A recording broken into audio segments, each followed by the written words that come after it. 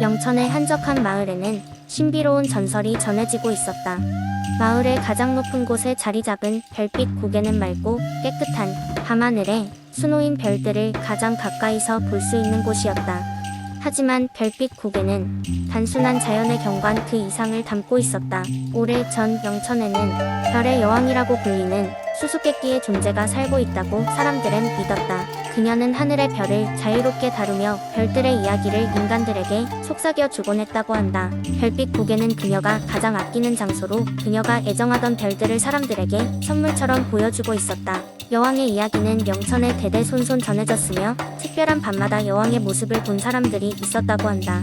그날들은 주로 별똥별이 내리는 날이었고 별의 여왕은 별을 매개로 사람들에게 커다란 행복과 소원을 들어주기도 했다. 어느 해 영천에 해마다 열리는 별축제가 다가오고 있었다. 마을 사람들은 별빛 고개에서 밤새도록 별을 보며 축제를 즐길 계획을 세웠다. 별의 축제라면 항상 많은 사람들이 몰려드는 행사였지만 그 해의 축제는 평범하지 않았다.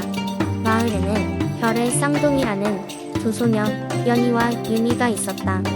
쌍둥이 자매는 별빛 고개에 오르는 것을 너무나도 꿈꾸고 있었다. 축제가 열리는 날 마을은 온통 축제 열기로 들떠 있었다. 하지만 불행히도 하늘은 어두운 구름으로 뒤덮여 있었다. 별은 하나도 보이지 않았고 사람들은 실망하기 시작했다. 그런 상황 속에 조용히 자리했던 연희와 윤희는 무언가를 감지한 듯 별빛 고개로 향했다. 두 소녀는 별빛 고개 정상에 도착했고 그때 깜짝 놀랄 일이 벌어졌다.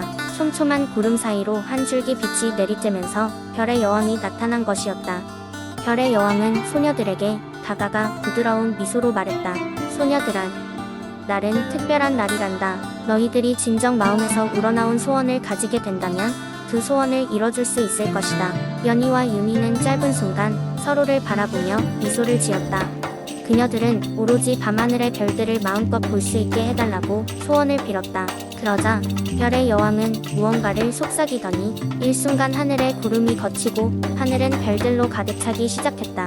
별빛 고개는 별들로 인해 환하게 빛났고 마을 사람들 모두가 다시 곁에 모이게 되었다. 그날 밤은 영천에서 오랫동안 기억될 일이 되었다. 사람들은 별의 여왕의 이야기를 다시 믿게 되었고 그녀의 존재를 마음속 깊이 새기게 되었다. 소녀들 덕분에 별빛 고개는 영원히 신비로운 장소로 남게 되었고 매년 축제 때면 많은 이들이 그곳을 찾게 되었다. 연희와 윤희는 그 밤 이후로 별빛 고개의 수호자로 불리우며 모두의 사랑을 받았다. 그들은 매일 저녁 고개에 올라 별들이 전해주는 이야기에 귀를 기울였다. 영천의 별빛 고개는 그렇게 신비로운 전설과 함께 현재도 사람들의 꿈과 소원을 만나는 장소로 살아있는 것이다. 두 번째 이야기. 옛날 옛적 한국의 아름다운 산속 깊은 곳에 인제라는 지역이 존재했다. 이곳에는 사시사철 깨끗한 물이 흐르는 백담사가 있었다.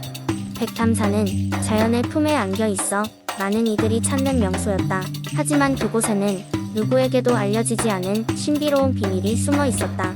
백담사 주변에는 오래된 전설이 전해지고 있었다. 전설에 따르면 이곳에서는 매년 가장 긴 밤에 산의 신령들이 모여 축제를 열고 그곳에 머무는 이들에게 복을 내린다는 이야기가 전해졌다. 그 밤에 백담사 근처에 온 사람들은 아무도 그 신령의 모습을 본 적이 없었으나 그들이 숲속에서 들려오는 신비로운 음악 소리와 환상적인 불빛을 보았다고 전했다. 어느 날 인제 지역에 한 젊은 여행자가 찾아왔다. 그는 도전 정신이 강한 인물로 이 신비로운 전설에 매료되어 그 실체를 확인하고자 백담사로 발걸음을 옮겼다. 여행자가 그곳에 도착한 날은 마침 가장 긴 밤이 시작되는 날이었다. 그는 밤이 되자 백담사 주변을 거닐며 신령들의 축제를 기다렸다. 밤이 깊어지자 갑자기 숲속에서 맑고 아름다운 음악 소리가 들려오기 시작했다. 여행자는 두려움과 호기심에 휩싸여 소리가 나는 쪽으로 발걸음을 옮겼다. 그렇게 숲속으로 더 깊이 들어가자 그는 이전에 한 번도 본 적 없는 놀라운 광경을 목격했다. 숲속 한가운데 빛나는 연못이 있었고 그 주변에 형형색색의 빛들이 춤추고 있었다. 그곳에는 인간의 모습과 흡사하지만 어딘가 신비로운 기운을 뿜어내는 존재들이 있었다. 그들은 실제로 산의 신령들이었다. 신령들은 그를 발견했으나 놀라지 않고 오히려 자신들의 축제에 참여할 것을 권했다. 여행자는 두려움이 사라지고 신비로운 존재들과 춤추며 이야기를 나눴다.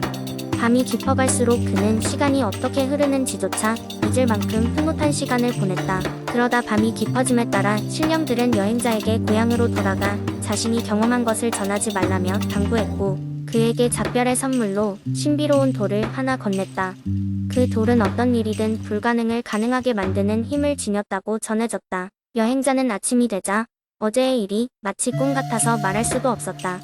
그저 신비로운 돌을 손에 쥐고 집으로 돌아갔다. 그는 이후 원하는 거의 모든 것을 이룰 수 있었으며 절대 돌의 비밀을 누설하지 않았다. 그리하여 백담사의 신령들은 여전히 해마다 가장 긴 밤에 축제를 벌이며 선택받은 이들에게 자신들만의 비밀스러운 축제를 열 것으로 전해졌다. 그 전설은 계속해서 인제 지역 주민들을 둘러싸며 그곳의 신비로움을 더하고 있었다. 세 번째 이야기.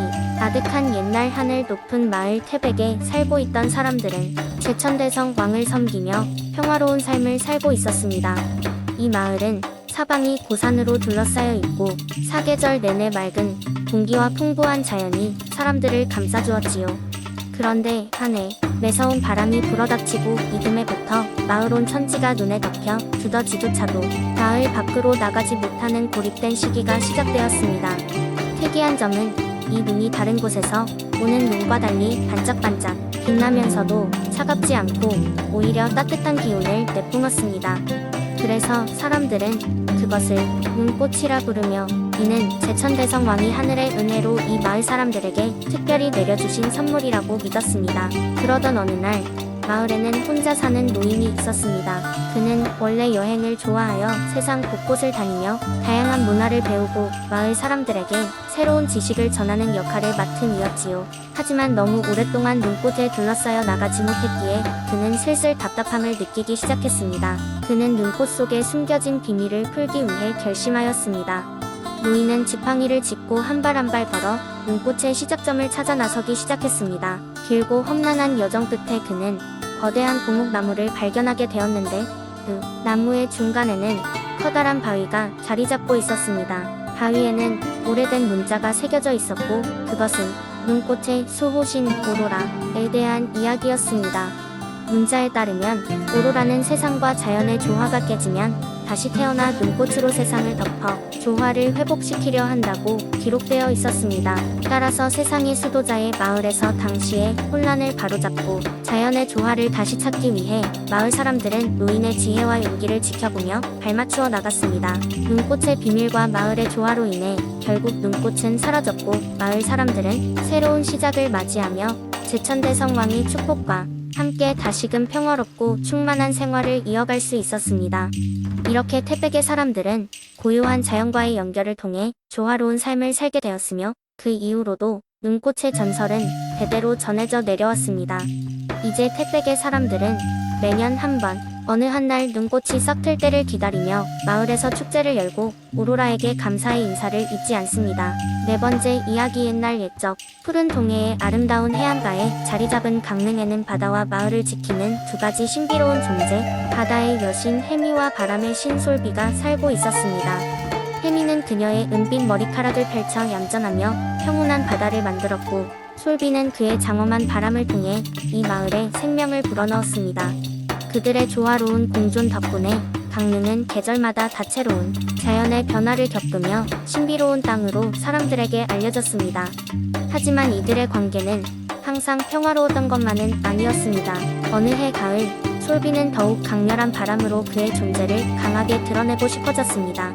그러자 해미는 이러한 솔비를 막아서며 잔잔한 바다를 지키려 했습니다. 두 신은 서로 화해하지 못하고 그들 사이에 긴장이 감돌았습니다. 마을 사람들은 바다와 바람이 맞서 싸우면서 생기는 폭풍우를 두려워하기 시작했습니다. 그들은 각자 상황을 해결하기 위해 기원제를 열었지만 바다와 바람 사이의 갈등은 쉽게 풀리지 않았습니다. 그때 한 어린 소년 이름은 은우였는데 꿈에서 해미와 솔비의 진정한 갈등의 원인을 알게 됩니다. 솔비는 더 많은 사람들에게 그의 존재를 인정받고 싶어 강한 바람을 불었고, 해미는 그가 힘을 증명할 기회를 주지 않고 모든 것을 원래대로 되돌리려 했던 것이었습니다. 그래서 은우는 그들에게 서로를 이해하고 협력할 수 있도록 돕기로 결심했습니다.